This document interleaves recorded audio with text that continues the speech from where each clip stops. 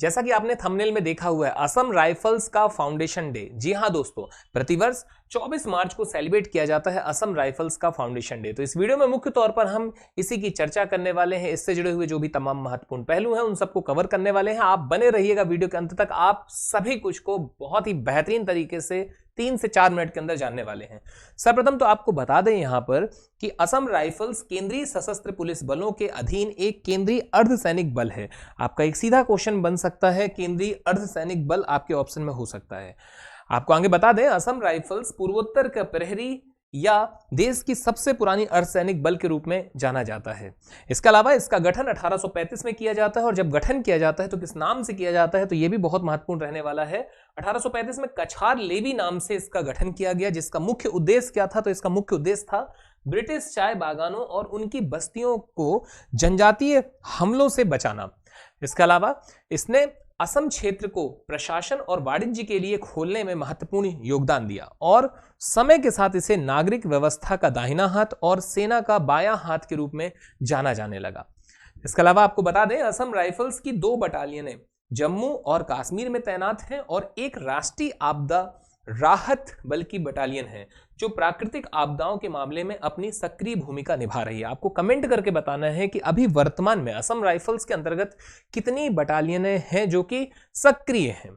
इसके अलावा इसी कड़ी में आपको बता दें, हालांकि भारत कई वर्षों से संयुक्त राष्ट्र शांति रक्षा में योगदान दे रहा है, लेकिन असम राइफल्स की राइफल वुमेन टीम के शामिल होने से राष्ट्रों के समुदायों के प्रति हमारी प्रतिबद्धता में एक और सामाजिक और मानवीय आयाम जुड़ जाता है।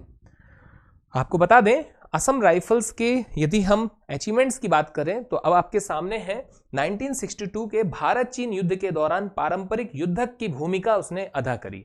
1987 में श्रीलंका में भारतीय शांति सेना के हिस्से के रूप में एक विदेशी धरती पर अभियान ऑपरेशन पवन में इनकी मुख्य भूमिका रही।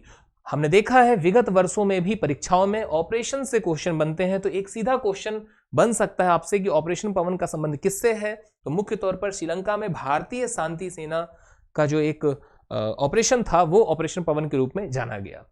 और यहां पर भी हम असम राइफल्स की एक महत्वपूर्ण भूमिका देखते हैं। आपको बता दें कि भारत के उत्तर पूर्वी क्षेत्रों में शांति रक्षा की भूमिका भी हमें देखने मिलती है असम राइफल्स के द्वारा। और हालिया आंकड़ों की यदि हम बात करें तो आपको बता दें, नवंबर 2019 की यह बात है, नवंबर 2019 में गृह मंत्रालय ने इसे भारत तिब्बत सीमा पुलिस ITBP में विलय करने का एक प्रस्ताव रखा था। तो यह भी आपका एक महत्वपूर्ण प्रश्न हो सकता है कि एक प्रस्ताव रखा गया था असम राइफल्स को मर्ज करने का। और अब आपके सामने है ITBP के बारे में कुछ जानकारियां। आप यहां पर देख रहे हैं, यह एक विशेष पर्वतीय बल है जिसका गठन अक्टूबर 1962 में किया गया है ना। और ये क्या है, तो इसे लद्दाख के काराकोरम दर्रे से लेकर अरुणाचल प्रदेश के जेलेपला तक फैले 3488 किलोमीटर के भारत चीन सीमा क्षेत्र में सीमा सुरक्षा ड्यूटी पर इसे तैनात किया गया है। और अब आपके सामने है इस दिवस से संबंधित तमाम महत्वपूर्ण प्रश्न। पहला प्रश्न है, असम राइफल्स स्थापना दिवस कब मनाया जाता है? इसका करेक्ट आंसर है ऑप्शन डी, यानी कि मार्च 24 को मनाया जाता है। असम राइफल्स की स्थापना किस वर्ष हुई थी? तो इसका करेक्ट आंसर है 1835, यानी कि ऑप्शन बी। इसके अलावा असम राइफल्स का प्रारंभिक नाम क्या था? तो इसका करेक्ट आंसर है ऑप्शन बी, कछार लेवी के नाम से जाना गया। और असम राइफल्स का प्रशासनिक नियंत्रण किस मंत्रालय के पास है? तो नो डाउट इसका करेक्ट आंसर है डिफेंस मिनिस्ट्री।